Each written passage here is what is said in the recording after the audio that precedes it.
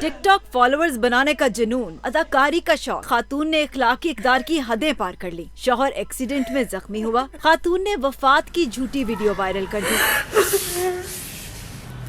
दिल नहीं रहे। अदाकारी में हकीकत का रंग भरने के लिए मसाजिद में शौहर के इंतकाल का ऐलान भी करा दिया। करीबी अजीज रिश्तेदार ताज़ियत के लिए पहुंचे तो घर का दरवाजा ही ना खोला। इससे पूरे इलाके के एहसास मजरू हुए हैं। हम आदिल राजपूत के घर खड़े हुए हैं, इधर एक जम्मे गफ़ीर इकट्ठा हुआ है जो इनके फॉलोअर्स हैं, इनके चाहने वाले हैं।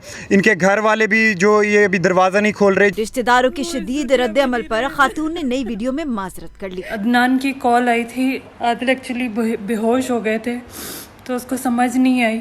उसने घर पे कॉल करके ये बोला कि आदिल की डेथ हो गई है।